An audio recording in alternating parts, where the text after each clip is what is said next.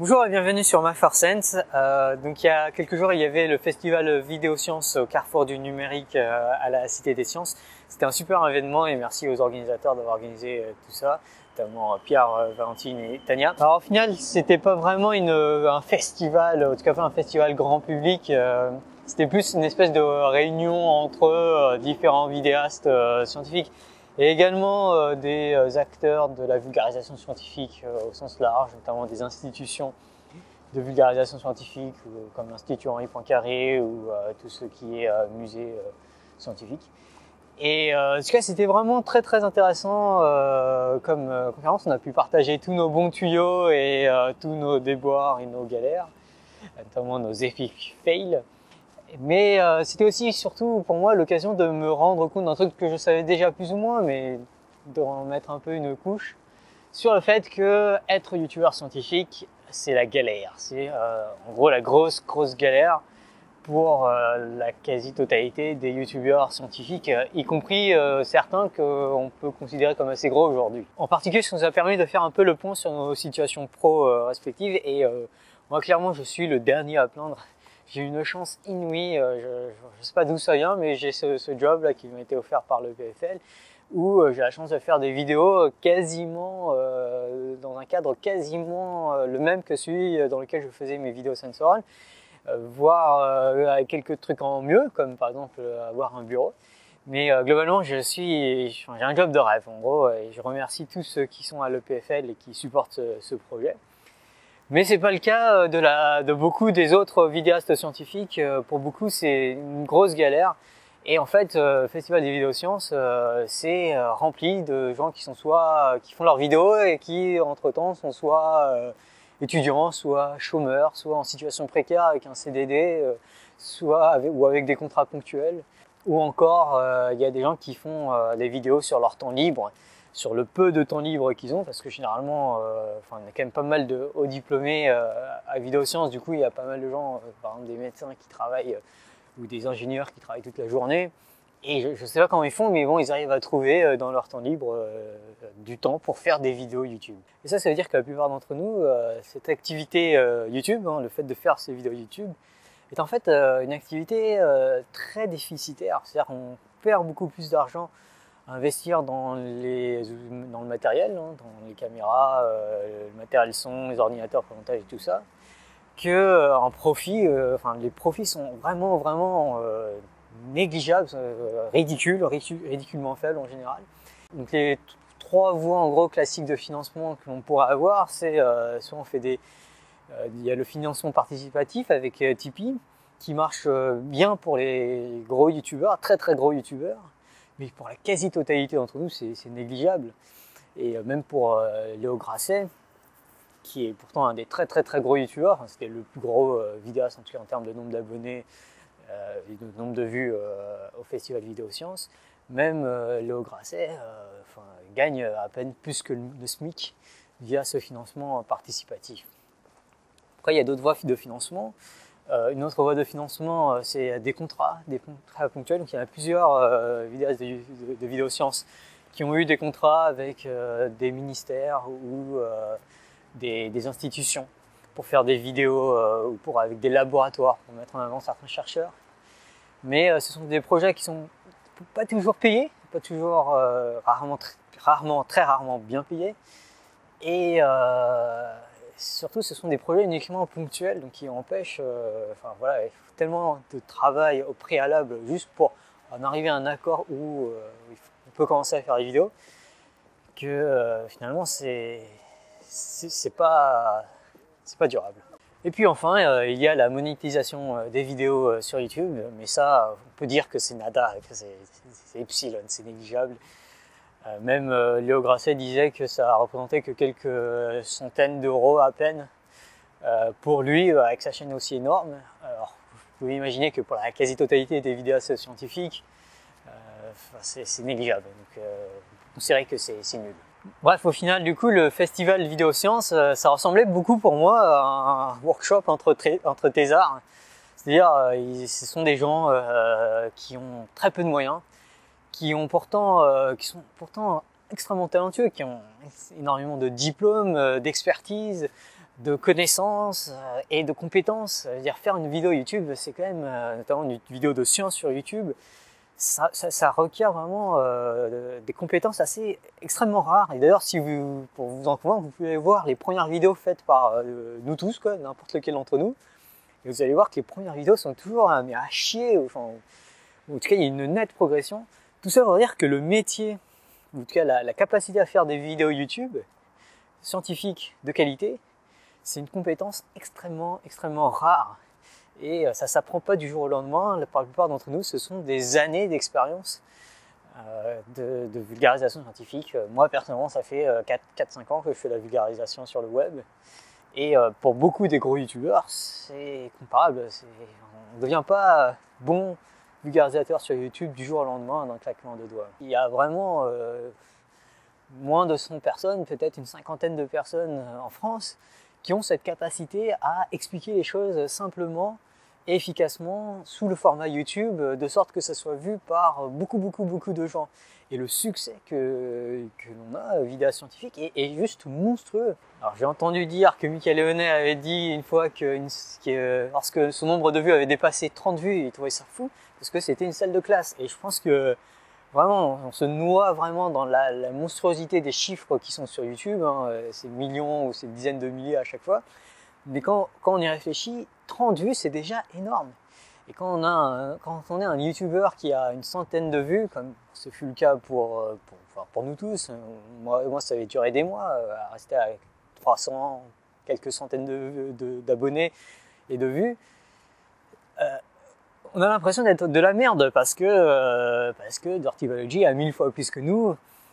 Mais pourtant, si on essaie de relativiser ces chiffres, quand on essaie de réfléchir vraiment à ces chiffres, 300 vues, c'est déjà énorme. Une chaîne à 1000 abonnés, c'est déjà un truc énorme, quoi. Je me suis retrouvé sur scène avec la tronche en biais, avec Kevin de Balade Mentale, où il disait qu'il n'y avait pas de grosse chaîne sur la scène, alors que Balade Mentale et la tronche en biais ont des dizaines de milliers, je ne sais pas c'est quoi les chiffres exacts, hein, mais je crois 30 000 et 50 000 abonnés, quoi. Enfin, dire que c'est des petites chaînes, ça me paraît ridicule, quoi, parce que c'est des grosses chaînes. Ça touche énormément de gens, quoi. Le problème, c'est qu'on reporte toujours ça à des choses avec lesquelles on est plus familier, et comme on tombe plus facilement sur des chaînes avec vraiment beaucoup d'abonnés, comparativement, on a l'impression que des chaînes comme Balade Mentale, la tronche en biais ou Science for All sont petites, alors que non. Si on pense à des chaînes YouTube qui ont des milliers d'abonnés et chaque vidéo fait des milliers, voire des dizaines de milliers de vues, hein, comme on prend Langue de chat ou Lanterne Cosmique ou Psynect, chacune de leurs vidéos touche des milliers ou voire des dizaines de milliers de personnes. Si on compte ça au nombre d'élèves qu'a eu un professeur au cours de toute sa carrière, c'est comparable, quoi. C'est-à-dire une vidéo de ces gens-là, c'est l'équivalent du nombre de personnes touchées par un professeur pendant toute sa carrière. C'est monstrueux. Alors on pourrait se dire, oui, bon, le professeur en toute sa carrière, à chaque élève, il l'a vu plusieurs heures par semaine pendant plusieurs mois. Et du coup, on pourrait penser que l'impact du professeur est plus grand nécessairement que l'impact de chacun de ces vidéastes sur chacun de leurs viewers. Mais je ne suis pas sûr que ça soit le cas, parce que le public déjà est très différent. C'est-à-dire le professeur, il va uniquement toucher des élèves d'un certain âge, alors que nous, vidéastes, on est capable de toucher, la plupart du temps, c'est des tranches d'âge entre 18 et 35 ans. C'est une tranche d'âge qui n'a plus aucun contact d'études, ou très peu de contact, à part ceux qui vont à l'université, avec l'académique, l'enseignement, l'esprit critique, la réflexion, la curiosité, les sciences en général, ou les mathématiques dans mon cas.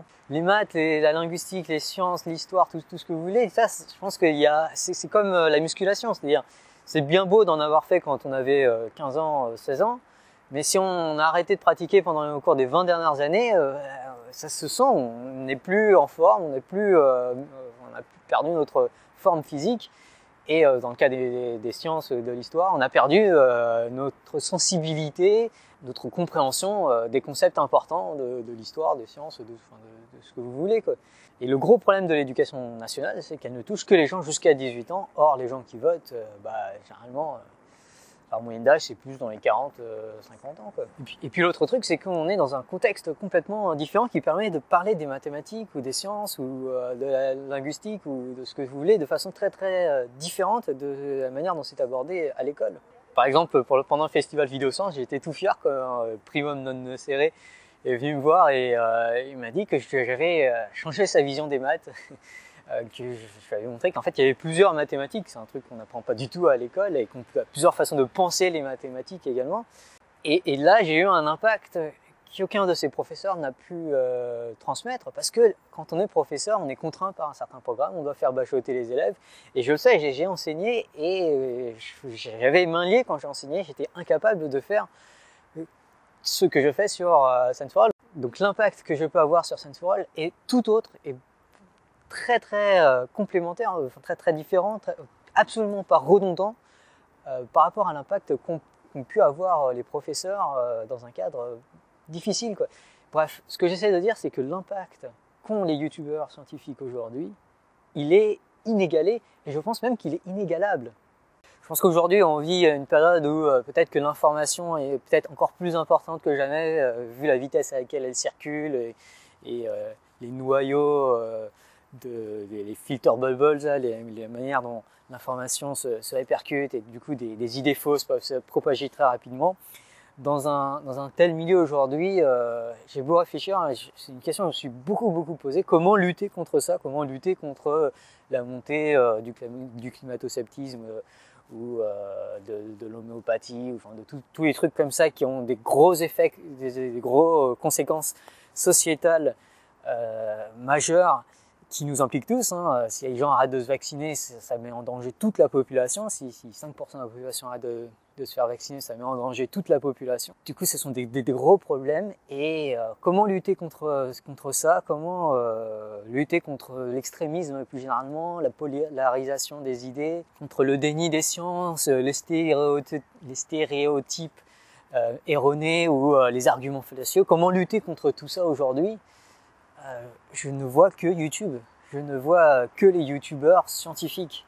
Et je pense que plus généralement, tous les youtubeurs culturels, scientifiques, qui partagent certaines valeurs, des valeurs de réflexion, d'esprit critique, de curiosité, d'envie de bien faire en général et puis d'humilité, tous ces youtubeurs qui partagent ces valeurs doivent être mis plus en avant. Aujourd'hui, je pense que ces youtubeurs scientifiques ou culturels qui partagent ces valeurs qui, je pense, sont très importantes pour nos sociétés, pour le futur de nos sociétés, voire de l'humanité. Je pense qu'il faut absolument supporter ces gens-là, il faut vraiment absolument les encourager et les financer, les mettre dans des conditions où ils seront capables de produire ce genre de contenu de façon régulière, avec la qualité et la quantité dont on aimerait qu'ils fassent preuve. Quand je vois La Tronche en Biais, Balade Mentale ou le Sense of Wonder, qui sont des chaînes mais incroyablement bien faites, bien scriptées, bien réalisées, bien montées, bien foutues et qui partagent, bien expliquées, qui partagent des valeurs qu'il faut promouvoir beaucoup davantage. Et quand je vois que les auteurs de ces chaînes-là sont en galère financière, en galère de carrière, c'est désolant, quoi. C'est vraiment dommage que ces talents-là, ces gens qui ont vraiment un talent rare et qui sont capables d'atteindre déjà un public énorme, c'est vraiment pas normal, c'est vraiment désolant que ces gens-là ne soient pas capables de continuer librement avec le soutien qu'ils mériteraient à faire ce qu'ils font. Et le TLDR de tout ça, ce que j'aimerais vraiment que vous reteniez tout ça, c'est que ces gens-là ont vraiment besoin d'aide. Et je vous demande pas forcément d'aller leur faire des dons sur Tipeee. Ce que je pense qu'il faut que ça soit un truc beaucoup plus gros qui les supporte. Même si je vous remercie, hein, tous les tipeurs et tout, vous faites des trucs géniaux. Mais je pense que l'aide doit venir de plus haut. Aujourd'hui, le budget de l'éducation nationale se compte en dizaines de milliards d'euros. J'avais lu 65 milliards d'euros quelque part. Donnez-nous 1 million de ces 65 milliards. C'est moins de 1 pour 10 000. Si vous donnez ça à Vidéosciences, au Café des Sciences qui regroupe aussi les blogueurs, les dessinateurs et les podcasteurs scientifiques du web, si quelque part il pouvait y avoir 1 million d'euros qui traînaient pour Vidéosciences, ça permettrait à tellement de talents de continuer à faire, de mieux faire tout ce qu'ils sont en train de faire. Et ça permettrait de bien mieux lutter contre l'obscurantisme et tous les pseudosciences et tout ça, avec des valeurs, des vidéos qui promeuvent la curiosité, l'esprit critique et tout ça. Il ne faut pas juste se concentrer d'ailleurs sur les vidéos juste de zététique. Je trouve que les vidéos de zététique sont géniales, hein, sont très bien faites, ils font des trucs super. Mais s'il faut lutter contre toutes les pseudosciences et tout ça, je pense que ça suffit pas, parce que je pense que lorsqu'une chaîne déjà s'annonce zététique, elle met déjà un petit mur, elle s'annonce déjà d'une certaine manière, qui va peut-être rebuter certains viewers, alors que, enfin, un des trucs que moi j'aime bien faire et que je pense beaucoup de youtubeurs aiment bien faire, notamment les youtubeurs plus matheux, c'est parler de quelques sujets qui ont l'air anodins, et puis à la fin vous dire « Ah tiens, mais au fait, c'était des mathématiques, et tiens, en fait, ça me permet de repenser tel truc, et ça va vous permettre aussi de repenser tel problème dans votre quotidien, et petit à petit. » Donc on essaie plus de piéger parfois les gens à faire des mathématiques contre leur gré. Bref, je pense qu'il y a énormément de vecteurs pour promouvoir la curiosité, l'esprit critique et tout ça, et qu'il faut vraiment supporter tous ces mouvements, toutes ces superbes chaînes YouTube qui aujourd'hui me semblent être la meilleure arme que l'on ait à notre disposition pour lutter contre les idées qui pourraient être néfastes à nos sociétés.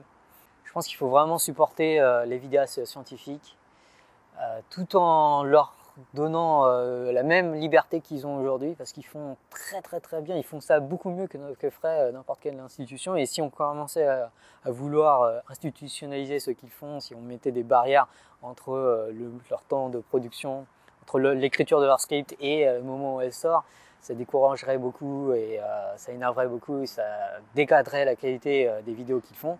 Du coup, il faut essayer de trouver un moyen de financer tous ces gens-là, de leur assurer une certaine sécurité financière, voire un bien-être financier. Je pense que ces gens-là le méritent vraiment.